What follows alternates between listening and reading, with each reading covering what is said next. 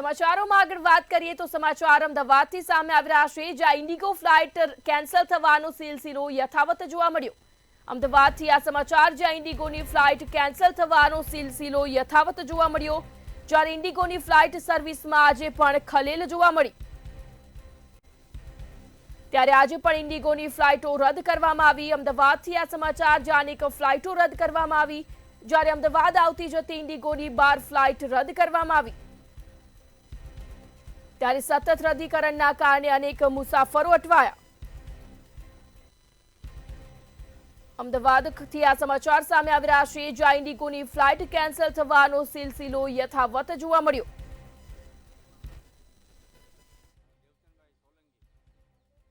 અત્યારે ઇન્ડિગોમાં તમારી ફ્લાઇટ છે આવતીકાલે, અહીંયા તમે આવ્યા છો, શું તમને અહીંયાથી મેસેજ મળ્યા? કારણ કે અત્યારે ઘણી બધી ફ્લાઇટ કેન્સલ થઈ છે, ડીલે થઈ છે। બરોબર, અહીંયા કંઈ પ્રોબ્લેમ નથી અત્યારે આજની તારીખમાં। તો આજની તારીખમાં કોઈ જાતનો અહીંયા પ્રોબ્લેમ નથી, બધા સહી કાપે છે। આ લોકો સારી સેવા કરે છે, સારી સેવા કરે છે, કે વાંધો નથી આવે।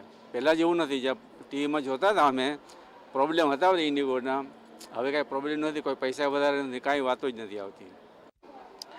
ઇન્ડિગોની ફ્લાઇટમાં ઓપરેશન સિસ્ટમમાં ખામી સર્જાતા જે હજુ પણ ફ્લાઇટ કેન્સલ થવાનો જે સિલસિલો છે તે યથાવત છે, અને હજુ પણ ઓપરેશનની જે સિસ્ટમ છે તેની જે ખામી છે તે દૂર નથી થઈ। ત્યારે અમદાવાદ એરપોર્ટ ઉપર હજુ પણ જે ઇન્ડિગોની કેટલીક જે ફ્લાઇટો છે તે આજે પણ રદ કરવામાં આવી છે। સાથે સાથે એરપોર્ટ ઉપર ખાસ મુસાફરોને તકલીફ ન પડે તેની માટે વ્યવસ્થા પણ કરવામાં આવી છે। તેમ છતાં પણ જે મુસાફરો છે કે જેને મેસેજ નથી મળતો કે જે ઇન્ડિગોની જે ફ્લાઇટ છે તે ડીલે છે કે કેન્સલ થઈ છે, અને તેવા મુસાફરો છે જે એરપોર્ટ ઉપર પહોંચે છે અને ત્યારે તેમને ખબર પડે છે કે ફ્લાઇટ રદ થઈ છે, તો તેમણે અહીંયાથી વિલા મોઢે પરત પણ ફરવું પડે છે। કેટલાય મુસાફરોને ભારે હાલાકીનો સામનો છે તે પણ કરવો પડ્યો છે। પરંતુ આજે પણ સવારના 10 વાગ્યા સુધીમાં જે 12 જેટલી ઇન્ડિગોની ફ્લાઇટ છે તે રદ કરવામાં આવી છે।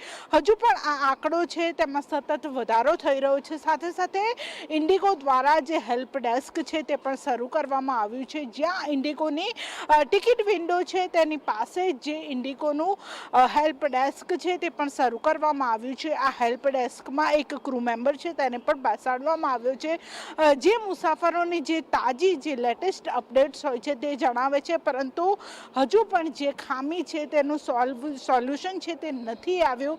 મુસાફરો છે તે આમથી તેમ ધક્કા ખાઈ રહ્યા છે, કારણ કે તેમને એ નથી ખબર કે પોતાની ફ્લાઇટ છે તે ડીલે થઈ છે, રદ થઈ છે, ક્યારે તે ફ્લાઇટ આવશે। ફ્લાઇટનું સ્ટેટસ છે તે મુસાફરો છે તેમને જાણી નથી શકતા, અને તેને જ કારણે જે મુસાફરો છે તે અમદાવાદ એરપોર્ટ ઉપર પહોંચે છે અને ત્યાં ઘણી વખત જે તેઓ હોબાળો પણ મચાવે છે। પરંતુ આજે પણ 12 જેટલી ફ્લાઇટ છે તે રદ થઈ છે, પરંતુ સ્થિતિ છે તે મહદ અંશે સામાન્ય થતી જોવા મળી રહી છે। પરંતુ હજુ પણ ઇન્ડિગો એરલાઇન ઉપરથી જે કાળા વાદળો છે તે હટ્યા નથી, એટલે કે જે ઓપરેશન સિસ્ટમની જે ખામી છે તે દૂર નથી થઈ, અને તેને જ કારણે જે મુસાફરોને પરેશાની ભોગવવાનો વારો છે તે આવ્યો છે।